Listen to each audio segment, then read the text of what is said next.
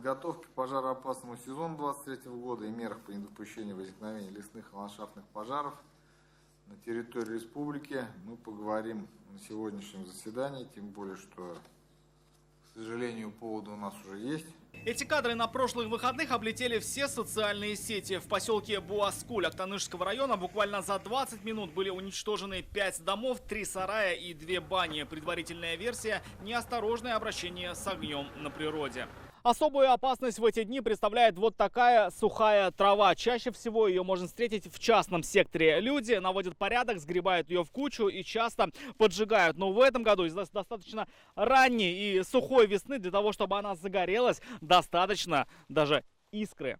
С начала года в Татарстане уже 370 возгораний мусора и травы. Это треть от общего количества пожаров. Такие данные МЧС озвучила на заседании комиссии ПЧС. Чаще всего в зоне риска села, где для тушения не хватает техники. В 14 муниципальных районах республики 26 единиц пожарной и приспособлен для цели пожаротушения техники находится в неисправном состоянии.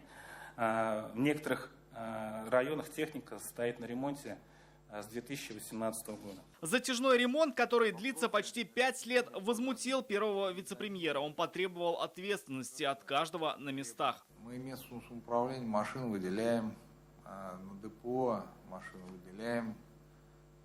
За техникой не следите, но вы поймите правильно, что физически государственная пожарная охрана в эти населенные пункты не сможет просто прибыть. К тому же почти половина районов республики не готова к весенне-летнему пожароопасному периоду или ограниченно готова. Проверки МЧС показали, территории заросли сухой травой, несвоевременно очищаются от мусора, что критично для сел, примыкающих к лесному фонду. По закону участки в 10 метрах от леса должны быть очищены от травы и мусора. 1,5 метра – минерализованная полоса.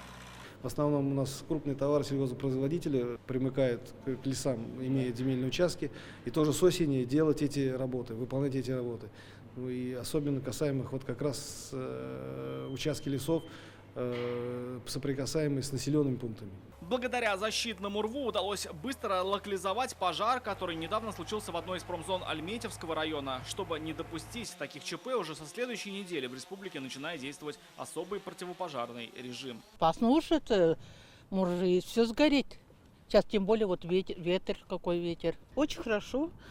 И что, да, положительно, чтобы и дачные участки не горели, не чокаться. Режим продлится до 10 мая. Запрещено сжигать сухую траву и мусор, а также готовить пищу на открытом огне в населенных пунктах и садовых товариществах, граничащих с лесными участками. Как сегодня сообщил главный синоптик республики Сергей Захаров, сейчас в республике установилась очень сухая погода. До 18 апреля дождей не ожидается. Будет сохраняться 3-й класс пожарной опасности, местами до 4-го, максимальный 5-й. Поэтому на комиссии рекомендовали уже сейчас придерживаться требований противопожарной безопасности. Рамиль Шайдуллин, Сан Саитова, ТНВ, Казань.